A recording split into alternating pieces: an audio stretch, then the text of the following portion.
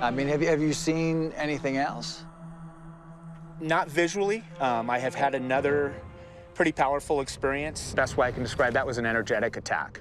An attack? An attack. This is much different than just seeing an orb. Yeah, there was no visual there. It was a feeling that I've never had prior and that I've never had since up at a sacred knoll up here.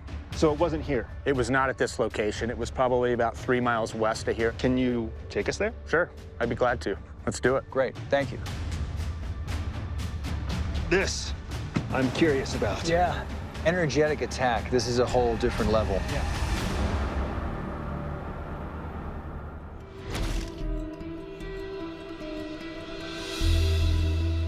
This was the same trail that you were hiking, correct, Joe? It was. It was right up here on this ridge line is where I experienced the energetic attack. And I'd always wanted to explore that top of that plateau there, and so I had a few hours between some of my tours. I decided to go up there. That ended up being a mistake. When I got to the top of the plateau there's a big flat rock. As soon as I made my way past there, I got hit with nausea, vertigo, and it was instantaneous. I sat down on a rock. It did not dissipate at all. I laid down on the rock. It did not dissipate at all. It stayed just as intense. And it lasted a good 2-3 minutes while I was up there. As soon as I descended off that plateau, it was gone. It was like it washed away from me. And the best way I can describe that is an energetic attack. Strange reports of physical attacks have been recorded at Skinwalker Ranch in recent years. Thomas Winterton, the ranch's superintendent, suffered a head injury that landed him in the hospital that he believes was caused by an unexplained energy attack. I noticed that I had a goose egg on the back of my head. The pain is so excruciating. I've never felt anything like it before in my life. And one of the things that struck me about Thomas's case, his injuries were consistent with a radiation beam that entered his body from a specific angle of attack back behind his head. Yeah, it was intense. Yeah. What do you think happened?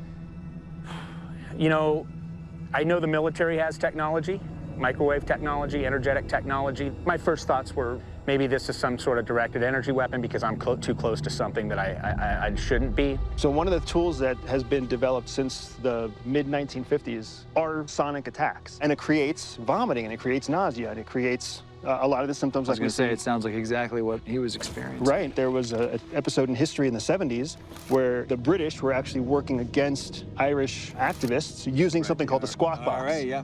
Yeah, and they were fighting from a distance through focused radio frequency attacks. Why would it be out here? I mean, this is just, you know, we're practically in the middle of nowhere. If you were to think about creating a tool that would keep people from crossing a certain line, right, that does make sense. Sure.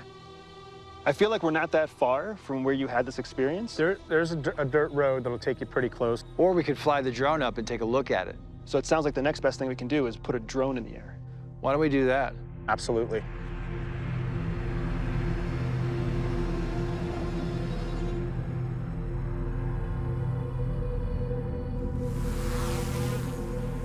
So, Joe, we might need you to dead reckon us a little bit. Sure. Yeah. Just tell Fernando in what direction to fly. And bring her to the left just a little. Oh, you're right over it. It's sending me home. Wait, what? It's sending me home. It's sending me back here. It's not allowing me to control it anymore. Yeah, it's coming down.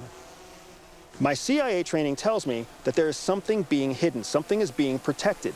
Watching this drone come back absolutely confirms that there is something restricted about this airspace. But what? It doesn't say it's a restricted air zone on the map. There's nothing here that we can visually see that would confirm that it's a restricted zone. There's something strange happening here. Joe, could you see where he was over? He was right over it. He was right over where this happened. And that's where you got the return to home message? Yes. It's a satellite signal that sends me home. And that's what? That's just for airports? It's airport and restricted military or restricted space, period. Well, thanks for trying. Yeah. I will say that we're seeing some anomalous radio activity. Just look at all that happening above 540 and as high as 700. So the fact that we're seeing this increased UHF activity here suggests that what you experienced could have been directed radio frequency energy. Wow.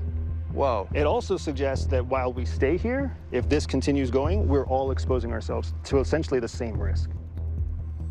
You guys don't want to experience what I experienced. I was going to up say, there, no, so. thank you. No, thank you. Forget it. Let's go.